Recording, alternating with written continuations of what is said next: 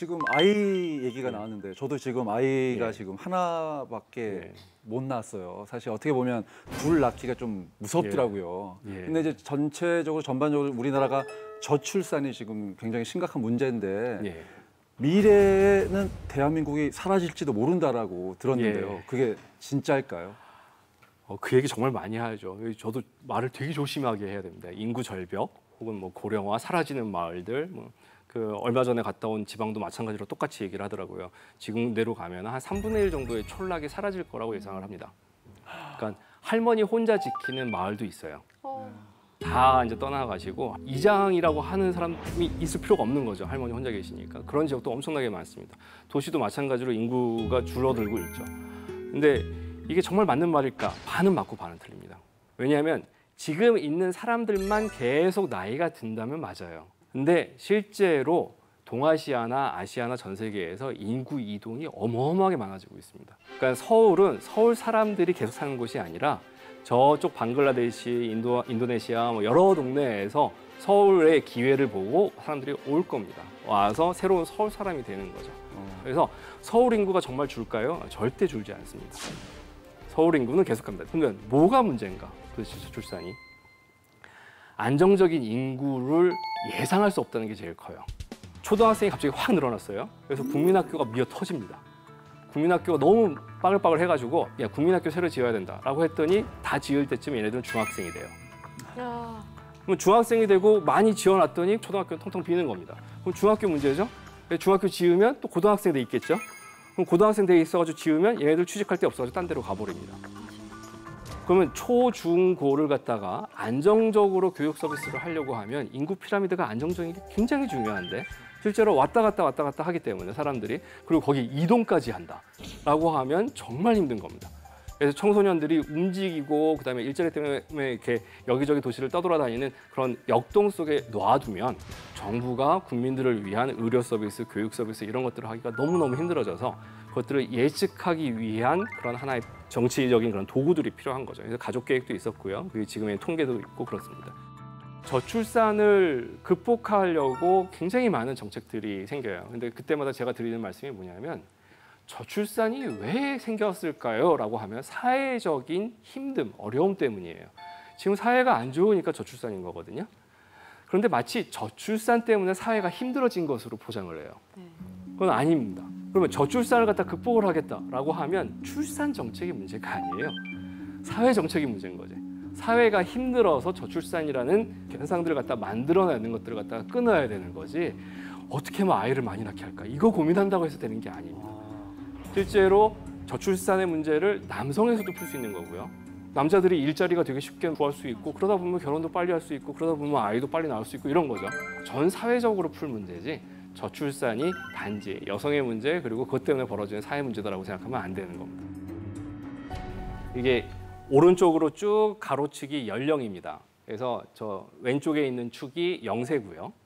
그다음에 가면 갈수록 커서 이제 100세까지 이제 잡았습니다. 그리고 위 아래로가 뭐냐면 나가고 들어오는 사람들을 갖다가 순으로 집계를 한 겁니다. 그래서 위로 올라오면 인구가 온 거고요. 아래로 내려가면 인구가 나간 겁니다.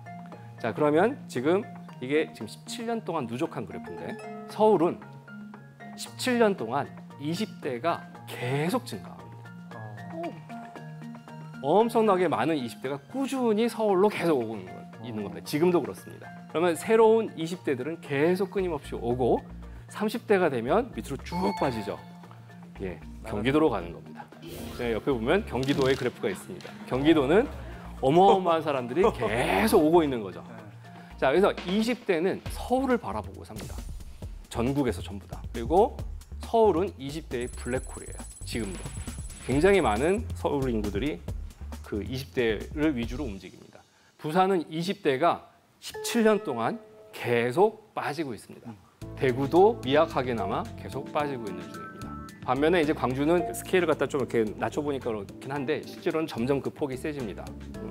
서울이라는 이제 블랙홀로 이제 온다라고 볼 수 있는데 부산에서 20대가 계속 서울로 가면 부산 친구들 중에 상당 부분은 서울에 와 있는 거죠. 부산에서 나간 20대들은 새로운 부산의 20대를 끄는 통로가 됩니다. 형 만나러 가고 하면서 계속 서울로 가는 연습들을 하는데 그때 어느 순간 갑자기 형이 일자리를 갖다 딱 줬다라고 하면 정착이 되는 겁니다.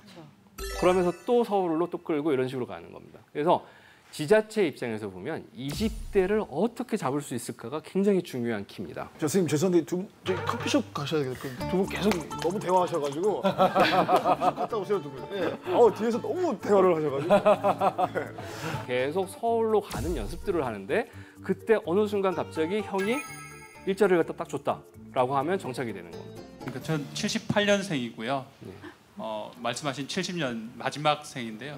저도 시골에서 마산에서 상경을 했어요. 네. 20대 때 상경을 해서 지금까지 자리 잡았는데 말씀하신 것처럼 서울에 자리 잡지 못하고 예. 결국 밀려서 인천 예. 그리고 지금은 경기도에 있습니다. 예. 말씀하신 게 너무 공감이 돼서 그대로네요. 예. 네, 이분이. 예. 그대로인 분들이 많습니다. 예. 그렇게 해서 지금 느끼고 예. 있고 또 초등학생 두 자녀를 예. 데리고 키우고 있어요. 예. 그러다 보니까 더 공감이 돼서 예. 계속 뒤에서 공감된다고 말씀드렸던 것 같은데요. 네. 그래서 그랬습니다. 예, 네, 그렇습니다. 요 두 장의 피라미드가 정말 중요한 이슈 중에 하나입니다. 10년 터울 정도 되는데 양쪽을 갖다 비교를 해보면 대치동은 똑같죠. 네네. 이 삐쭉 튀어나오는 게 엄마들, 아빠들일 거고 네. 아래쪽이 자식들일 겁니다. 완전히 이렇게 됩니다. 이게 지금 위기라고 그랬죠. 이렇게 되면 난리가 난다고. 쭉 올라가면서 초등학교 위기, 중학교 위기, 고등학교 위기 쭉 갈 거라고 얘기를 말씀을 드렸어요. 근데 전혀 위기가 없습니다. 위기가 없는 게 똑같기 때문에 그래요. 그 얘기는 뭐냐면 그 다음 장면인데 자, 이주도입니다. 예, 이때 있던 친구들은 다 나갔어요. 그리고 새로 같은 나이대가 계속 들어오고 있는 겁니다. 그러면 끊임없이 학원 가다 보니까 학생 연령대들과 그 부모 연령대들은 대치동으로 들어오고 교육이 딱 끝나면 나가는 거죠. 그래서 그 지역은 언제나 중고등학생들이 엄청 많고 중고등학생들의 어머니들이 있고 나머지들은 끊임없이 움직인다는 겁니다. 자, 도시가 발전하려고 하면 안정성이 필요해요. 연령의 안정성이 필요합니다. 도시는 언제든지 일할 사람들이 계속 있어야 돼요. 그걸 거꾸로 사람의 입장에서 보면 나는 일할 수 없을 때 여기를 나가야 된다는 겁니다. 끊임없이 이 도시가 젊은 인구로 유지가 된다는 얘기는 젊지 않은 인구는 알아서 나가고 있다는 얘기예요. 그래서 도시의 안정성은 개인의 삶의 입장에서 봤을 때는 굉장히 불안정한 요소들입니다. 언제 쫓겨날지 모르고 언제 여기서 도망갈지 모르고 이런 상황인 거죠. 그 위에는 이제 마산인데 지금 보시면 피라미드가 두 개가 다른 것처럼 보여요. 한쪽은 넓고 한쪽은 위로 이렇게 있을 것 같은데 겹쳐놓고 보면 그대로 나이가 드신 겁니다. 그대로 나이가 드시면서 마산의 2000년대랑 지금의 마산은 완전히 다른 인구 구조인데 사람들은 바뀌지 않은 거거든요. 그러니까 정주 효과가 있다, 움직이지 않아도 된다라는 것의 결과가 저렇게 나오는 겁니다. 그러면서 70년대생은 마산에서 어마어마하게 또 밖으로 나갑니다. 3분의 1 정도가 없어졌다라고 보여요. 마산에 있던 70년대생이 3분의 1 정도가 다른 도시에 사는 겁니다. 그래서 이 두 개의 피라미드가 굉장히 중요한 이슈 중에 하나입니다. 도시의 안정성은 나의 역동성입니다. 나의 불안이고 나는 끊임없이 계속 일을 해야 되는 과정에서 이 도시에 머무를 수 있다. 노인들을 위한 도시는 없는가? 라는 게 이제 하나의 테마가 될 수 있어요. 그래서 노인들을 위한 도시, 도시에서의 생산력이 없어지는 노인들은 어디서 어떤 식으로 살아야 되는지에 대해서 사회적으로 답을 해야 됩니다. 경제적으로는 어쩔 수가 없습니다. 그냥 밀려납니다. 집값, 인건비, 물건값이 높아야 사람들, 물건들이 도시로 온다고 그랬어요. 그 얘기인즉슨 높은 집값을 감당 못하고 받는 인건비만큼 그 노동의 가치를 갖다 제공하지 못하는 그런 노인분들 같은 경우에는 밀려날 수밖에 없는 거죠. 지금 청년 지원한다고 해가지고 좋아하실 게 아니에요. 청년분들은. 여러분들 10년 뒤면 청년 아닙니다. 아, 그러네. 예, 여러분들한테 갈 청년 지원 다 사라질 겁니다. 그 다음 세대가 받아요. 끊임없이 젊은 세대들한테 지원을 해주는 것뿐이지 나를 평생 지원해주겠다는 건 절대 아닙니다. 대도시는 중간 계급이든 아니면 젊은이든 국가적으로 아니면 사회적으로 지원받는 모든 시스템이 생산력에 맞춰져 있습니다. 생산하지 않는 사람들한테는 점점 힘들어지는 도시가 서울이다. 그래서 도시 외곽에 살면서 이 발전하는 서울을 갖다 즐길 수 있는 상태가 되는 게 제 꿈이에요. 그러니까 도시에 계속 머물 자신은 없고요. 솔직히 여기서 엄청나게 싸워야 되는 건 나이 들면 들수록 힘들어지는 거니까 주변에 머물면서 계속 움직이면서 발전된 서울의 모습을 갖다 볼 수 있는 것만으로도 굉장히 행운입니다. 그 문화적으로 소비할 수 있으면서 왜 주변에 사는 것 이게 정말 제일 좋은 다양한 선택지가 될 겁니다. 우리나라가 노인뿐만 아니고 보면은 이제 굉장히 많은 사람들이 그 집값 때문에 자의반 타의반으로 이사를 많이 하잖아요. 이게 우리나라만 그런 건지 아니면 이것도 역시 해외에서도 또 이런 사례가 있는 건지. 아, 우리나라가 엄청 심각하죠. 예. 많이 심각한 예, 거예요. 엄청 심각합니다. 예. 제가 7년 동안 5번 이상 이사를 했거든요. 평균을 갖다 굉장히 낮추시고 계시는데, 예. 근데 그게 역동성이라는 것도 돼요. 우리나라가 발전한 거는 일자리가 있는 곳에 사람들이 끊임없이 움직였기 때문이에요. 자, 울산, 뭐 포항, 야 새로 이제 기계 만들었으니까 일하자라고 해가지고 사람 구합니다라고 하는데 사람들이 안 움직여봐요. 기계 옆에서 계속 노동을 해야 되는데 그 기계로 사람들이 안 온다라고 하면 그러면 말짱꽝인 거거든요. 그러니까 끊임없이 일자리가 있는 곳에 사람들이 움직였기 때문에 가능했던 거고 그 움직인 것이 오히려 정주 효과를 갖다가 안 좋게 바꾼 겁니다. 그래서 사람들은 괴롭죠. 매년 이사 다니려고 하면 엄청 괴로운데 그 결과 도시는 발전하고 있는 아주 역설적인 환경인 거죠. 그러다 보니까 이제 선생님 월세 인구가 좀 많이 느는 것 같아요. 제가 보기에. 예. 저 역시도 지금 월세를 살고 있고 앞으로도 월세를 살 생각이거든요. 죽을 때까지 저는. 그게 편하더라고요. 저는 이제 막 약간 유목민 같이 이렇게 저는 이게 이동하면서 사는 게 좋더라고요. 예, 통장의 이자가 월세보다 비쌀 때는 그게 그래서 가능할 수도 좀 있을 텐데요. 까먹은 것도 많은데요. 예. 많은 분들이 이제 집을 사다 보면 많은 빚이 또 생기잖아요. 예. 그래서 우리나라 특히 이 서울 쪽에 월세 인구가 많이 느는 것 같은데 이건 앞으로도 또 이렇게 계속 진행이 될까요? 어떨까요? 예, 많이 진행이 될 겁니다. 그러니까 서울에 계신 분들은 주거 문제는 더 열악해질 거라고 예측을 해요. 왜냐하면 서울 밖에 사는 사람들이 서울 집을 살 환경이 점점 더 높아집니다. 자, 옆에 어마어마하게 많은 중국 인구, 그중에 0.1%가 서울에 세컨하우스, 별장을 갖다 갖는 게 유행이 돼버리면 그러면 그 충격을 감당할 수 있는 주택 시장은 아닙니다. 예. 근데 중국만이 아니라 일본 아니면 동남아 여기저기서 서울의 집은 서울이란 풍경 자체가 서울이란 공간 자체가 워낙 매력적이다 보니까 올 가능성이 있어요. 그렇게 되면 서울에 사는 사람들의 의지랑은 전혀 상관없이 빈집이 많음에도 불구하고 집값은 올라갑니다. 이게 서울에 대한 이야기를 갖다 제가 드리는 게 아니라 이미 런던, 파리, 베를린 다 겪고 있는 문제예요. 분명히 현지인들은 집이 없어가지고 굉장히 힘든데 빈집은 늘어나요. 빈집이 많은데 들어갈 수 있을 만큼 값이 싸지지는 않아요. 집을 놀려도 되는 외국인들이 샀기 때문에 그래요. 전 세계에서 우리나라의 지금 경험을 미리 한 국가들, 도시들이 많다라는 거예요. 네. 그럼 그 도시들의 실패담, 성공담들을 갖다가 한국, 서울에 맞게 어떻게 바꿀 것인가에 대한 연구를 해야 되는 거죠. 지금처럼 외국인들이 집을 사기 시작하면서 정작 서울에 사는 사람들이 집을 사기 힘들어질 만큼 집값이 오른다. 그러면 어떤 정책을 우리가 필 수 있을까를 고민을 해야 되는 거죠. 근데 우리나라가 예. 특히나 이 부촌의 형태가 예. 다른 나라와 달리 특수하다고 들었었거든요. 그래요? 근데 도대체 어떤 게 특수한 건지를 아, 몰라서요. 강남은 아주 부촌은 아니에요. 강남 최고 아닌가요? 제가 생각해도. 보통 전 세계적인 대도시에서 부촌은요 안 보입니다.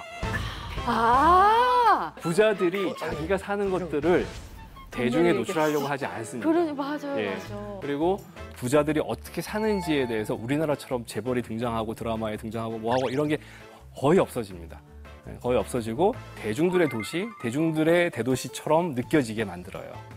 그런 면에서 아직 우리나라는 부촌이 막 형성되는 시작인 거고 형성되기 시작한 거고 실제로 부촌이 형성됐다라고 볼 수는 없습니다. 그럼에도 불구하고 강남은 정말 돈이 많은 도시입니다. 많은 지역이에요. 그래서 강남 사람들도 강남에서 돈을 쓰지만 강남 사람들이 아니지만 강남에서 소비를 합니다. 서울시에서 돈이 계속 돌게 만드는 바퀴 역할을 하는 거는 강남 쪽이 됩니다. 강남 쪽에서 끊임없이 돈을 갖다가 많이 쓰게 되면서 굴리는 거죠. 그럼 강남이 왜 그렇게 발전하게 되고 예. 또 땅값이 왜 그렇게 올라가게 됐는지 계기가 있을 것 같은데. 예. 궁금합니다. 이거는 거의 뭐 한국 현대사를 써야 되는 내용인데 1960년대 그 지도를 보면 거기 모래밭이었어요. 그 양재천이 이렇게 막 흘러가가지고 아래는 모래입니다. 강이에요. 강 위에 지은 그 아파트예요. 예전 같으면 풍수지리의 최악입니다. 집 밑으로 물이 계속 왔다 갔다. 근데 강남이 풍수지리로 그렇게 좋은 지역은 몇 군데 없었어요. 나머지는 다 구릉지구거든요. 강남에는 언덕이 엄청 많았습니다. 언덕이 엄청 많고 언덕이 많다는 얘기는 논이 들어가기 힘들다는 얘기고 논이 들어가기 힘들다는 얘기는 거부가 만들어지기 힘들다는 얘기고 그럼 부자들이 살기 힘든 동네가 강남입니다. 그래서 강남은 밭이 많고 그다음에 모래가 많기 때문에 뭐 땅콩이라든지 이런 서류들이 많고 여러 가지 장사들을 하면서 강남이 큽니다. 그런 면에서 강남은 예전부터 생각하는 길지는 정말 아닙니다. 정말 아닌데 이게 산업화 시대에 넘어오면서 농촌이었던 강남을 도시로 바꾸는 방법에는 되게 여러 개가 있었습니다. 일단 도로 깔아야 되고요. 그다음에 건물 깔아야 되고 그다음에 상수도 하수도 해야 되고 여러 가지 도시 기반 시설을 갖다가 깔아야 됩니다. 그러면 그 돈을 누가 댈 것인가? 라고 보면 거기에 땅을 사는 사람들의 돈을 조금 걷어서 그 돈으로 깐 겁니다. 그러면 누군가 그 집을 사야 돼요. 그 땅을 사야지만 돈을 갖다 좀 모아서 도로로 하는 거죠. 그럼 정부는 어떤 식의 얘기를 해야 되는 거냐면 지금 허벌판인데 네가 집을 사면 땅을 사면 내가 그 돈을 모아서 도로를 놔줄게. 도로를 놔주니까 여기는 땅값이 올라갈 거야. 라고 홍보를 할 수밖에 없어요. 계속 여러 가지 얘기를 합니다. 그래서 심지어 뭐까지 나왔냐면 땅을 사라. 그리고 땅값이 안 오르면 내가 다시 돌려줄게. 정부가. 이런 토지 증권까지도 팝니다. 실제로 내가 올려줄게, 확실히 올려줄게라는 사인을 갖다가 보내는 거죠. 그러면서 그중에 제일 결정타는 경기고등학교를 포함한 서울에 있는 중요한 고등학교를 이쪽으로 옮기면서 강남으로 옮기면서 많은 그 인구들이 이제 강남으로 가게 된 거죠. 땅을 갖다가 그 정부가 다 사가는 게 아니라 정부가 땅을 갖다가 반 정도 가져가요. 반 정도 가져가서 내가 100평 지주다라고 하면 50평만 정부한테 주는 겁니다. 그럼 50평을 갖다 정부가 가져가서 그중에 25평은 팔아요. 그러면 채비지라고 얘기합니다. 이건 팔면 그 돈으로 도로 놓고 하는 겁니다. 그러면 땅 가진 사람들 입장에서 보면 100평이었다가 50평으로 주는데 땅콩밭 모래밭이었다가 갑자기 금싸라기 땅이 된 거예요. 그래서 20배, 30배 튀니까 반을 줬음에도 불구하고 어마어마하게 돈이 뛴 거죠. 그게 이제 말죽거리 신화입니다. 그래서 그게 70년대 내내 지속이 되다가 이제 그 지주들이 좀 달라지기 시작합니다. 뭐냐면 땅을 반을 줘야 되는데 이 땅이 얼마나 오를지를 알아요. 그래서 그럼 안 뺏기려고 하겠죠. 정부한테 안 주고 계속 그 땅값만 계속 올립니다. 그래서 농지인데 농지 가격은 10만 원이면 충분한데 여긴 도시화 될 거 뻔하니까 그 말죽거리 봤으니까 내가 100만 원을 받아야겠어. 이런 식으로 실제 땅의 가치를 미리 실현시켜서 받아버리는 겁니다. 땡기는 거죠. 그러면 정부는 그 땅을 받아서 해야 되는데 이게 굴러가지가 않는 거예요. 너무 비싸니까 땅값이. 그래서 80년대 나온 게 택지개발촉진법이라고 해서 다 수용하는 겁니다. 그래서 80년대 전두환 대통령 시절이 훨씬 더 폭력적으로 땅을 흡수를 합니다. 강북 대비 강남 그 당시에 땅값은 어떻게 차이가 있었어요? 강북 대비 강남 그 당시에 땅값은 어떻게 차이가 있었어요? 신설동, 청량리 여기는 평당 3, 4만 원이 넘었습니다. 그쪽이 와. 예. 그럼 지금은 이제 어떻게 됐을까요? 지금은 뭐 비교가 안 되죠. 예. 평당 어떻게 돼요, 쌤? 제가 살 수 없는 건 상상하지 않습니다. 얼마 전에 모 대학을 앞을 갔는데 거기 중국집에 갔더니 메뉴에 한글이 없더라고요. 다 중국말이고 그 도와주는 사람도 다 중국이고 거기 그 일하시는 분도 다 중국이고 다 중국 사람들인 거예요. 그래서 그런 곳들이 곳곳에 생기고 있습니다. 노동력 자체도 이제 중국 사람들이 많아지는데, 자, 이거는 무엇을 얘기를 하냐면 그 사람들이 우리나라에 와서 돈 버는 게 거기 있을 때보다 더 좋기 때문에 그런 거죠.